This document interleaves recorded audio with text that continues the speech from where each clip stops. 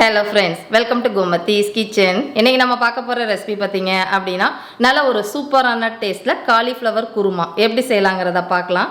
இந்த குருமா செய்கிறதுன்னு பார்த்தீங்கன்னா ரொம்ப ஒரு ஈஸியான ரெசிபிங்க. இதை நீங்கள் எல்லா வகையான டிஃபனுக்குமே சைட் டிஷ்ஷாக எடுத்துக்கலாம். அதே மாதிரி புலாவ் வகைகளுக்கும் சைட் டிஷ்ஷாக எடுத்துக்கலாம். சாதத்தில் பசஞ்சு சாப்பிட்டோம் அப்படின்னா அந்த அளவுக்கு நல்லா இருக்காதுங்க. இப்போ வாங்க இந்த குருமா எப்படி செய்யலாங்கிறத பார்க்கலாம். கோமதிஸ் கிச்சனை சப்ஸ்கிரைப் பண்ணாதவங்க சப்ஸ்கிரைப் பட்டனை ப்ரெஸ் பண்ணிக்கோங்க. உடனுக்குடனே அப்டேட் வேணும் அப்படின்னா பக்கத்தில் இருக்க பெல் பட்டனில் ஆல்ங்கிற ஆப்ஷனை மறக்காமல் ப்ரெஸ் பண்ணி வச்சுக்கோங்க. இப்போ காலிஃப்ளவர் குருமா செய்கிறதுக்கு முன்னாடி காலிஃப்ளவரை பிளான்ச் பண்ணிக்க போகிறோம். அதுக்காக ஒரு பாத்திரத்தில் தண்ணி ஊற்றிருக்கிறேன். இதில் ஒரு அரை டீஸ்பூன் அளவுக்கு மஞ்சள் தூள் சேர்த்துக்கோங்க. இன்றைக்கி செய்ய போகிற காலிஃப்ளவர் குருமாவுக்கு 300 கிராம் அளவுக்கு காலிஃப்ளவரை வாங்கி இந்த அளவுக்கு நறுக்கி வச்சுக்கோங்க. ரொம்ப பெருசாகவும் நறுக்கிட வேண்டாம், பொடியாக சின்னதாகவும் நறுக்கிட வேண்டாம். காம்போடு சேர்த்து மீடியம் சைஸில் இந்த அளவுக்கு நறுக்கி வச்சுக்கோங்க. இப்போ இந்த தண்ணி கொதிக்கட்டும். தண்ணி பார்த்திங்கன்னா கொதிக்க ஆரம்பித்தா போதும், ரொம்ப தளன்னு கொதிக்கணும்னு அவசியம் இல்லை. இந்த சமயத்தில் நறுக்கி வச்சுருந்த காலிஃப்ளவரை சேர்த்துக்கலாம். இது எதுக்காக இந்த தண்ணியில் சேர்க்குறோம் அப்படின்னா காலிஃப்ளவரில் பார்த்திங்கன்னா சில டைம் பூச்சி இருக்கும். அந்த பூச்சியெல்லாம் சாகிறதுக்கும் இப்போல்லாம் உர வாசம் அடிக்குது, அந்த மருந்து வாசனைலாம் வராமல் இருக்கிறதுக்காக காலிஃப்ளவரை இந்த மாதிரி மஞ்சள் கலந்த தண்ணியில் சேர்த்துக்குறோங்க. முக்கியமாக இந்த காலிஃப்ளவர் முழுகிற அளவுக்கு தான் தண்ணி இருக்கணும், ரொம்ப கம்மியாக தண்ணி ஊற்றிட வேண்டாம். இப்போ இதை நம்ம வேக வைக்க போகிறது கிடையாது. நல்லா ஒரு 5 நிமிஷம் இந்த மாதிரி கொதி வந்ததுக்கு அப்புறமா நல்லா கலந்து விட்டு அடுப்பை ஆஃப் பண்ணிவிடுங்க. எக்காரணத்துலையும் இது காலிஃப்ளவர் வேக வைக்கக்கூடாது. இப்போ பார்த்தீங்கன்னா லைட்டாக நிறம் மட்டும்தான் மாறி இருக்கும். இந்த டைம் அடுப்பை ஆஃப் பண்ணிவிட்டு இந்த தண்ணியெல்லாம் வடிச்சிடுங்க. அதுக்கப்புறமா சுத்தமான தண்ணியில் 2-3 தடவை கழுவி தண்ணியை வடித்து வச்சுக்கோங்க. இப்போ குருமா செய்ய ஆரம்பிச்சிடலாம். அதுக்காக ஒரு சட்டியில் ஒரு 2லேருந்து 2.5 டீஸ்பூன் எண்ணெய் சேர்த்துக்கிறேன். எண்ணெய் காஞ்சதுக்கு அப்புறமா இதில் தாளிக்கிறதுக்கு அரை டீஸ்பூன் அளவுக்கு சீரகம் சேர்த்து நல்லா பொரிய விடுங்க. இந்த அளவுக்கு பொரிஞ்சதுக்கு அப்புறமா ஒரு 2லேருந்து 3 பச்சை மிளகாவை இந்த மாதிரி நறுக்கிட்டு சேர்த்துக்கோங்க. சேர்த்துட்டு ஒரு 2 நிமிஷம் மட்டும் பரட்டி விடுங்க. இப்போ இந்த சமயத்தில் இதில் வெங்காயம் சேர்த்துக்கலாம். ஒரு பெரிய வெங்காயம் மீடியம் சைஸில் நல்ல பொடுசாக நறுக்கினதோட அளவு மெஷரிங் கப்பில் 3/4 கப்பு சேர்த்துக்கோங்க. இப்போ இந்த வெங்காயம் நல்லா வெந்து வதங்கட்டும். இது வதங்கிட்டு இருக்கப்போ கொஞ்சமாக கருவேப்பிலை இலைகளையும் போட்டு வதக்கிக்கோங்க. இந்த அளவுக்கு வதங்கி வந்ததுக்கு அப்புறமா இதில் இஞ்சி பூண்டு விழுது 1 டீஸ்பூன் சேர்த்துக்கோங்க. இப்போ இதோட பச்சை வாசனை போகிற அளவுக்கு வதக்கிக்கலாம். இப்போ நல்லா இந்த அளவுக்கு வதங்கி வந்ததுக்கு அப்புறமா தக்காளி பழம் சின்ன சைஸில் இருந்துச்சு அப்படின்னா 2 தக்காளி பழம் சேர்த்துக்கோங்க. நல்லா பெருசாக இருக்குது அப்படின்னா 1 தக்காளி போதும்.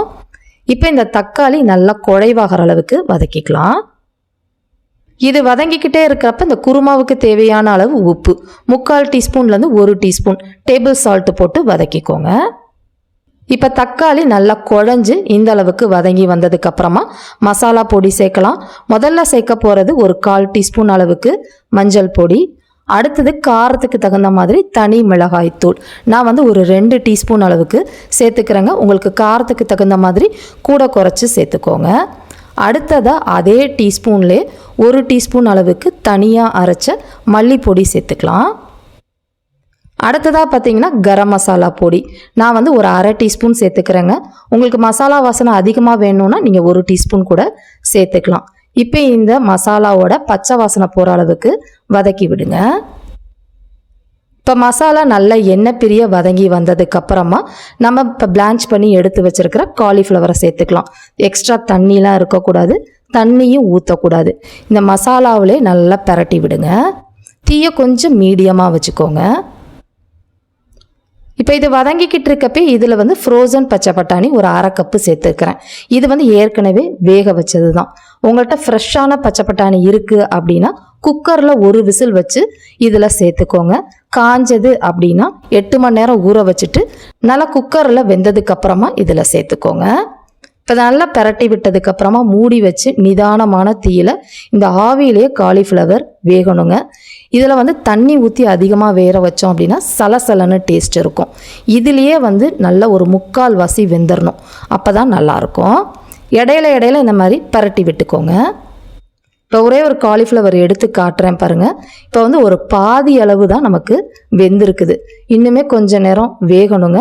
இது வேகட்டும். திரும்ப வந்து நம்ம மூடி வச்சு வேக வச்சுக்கலாம்.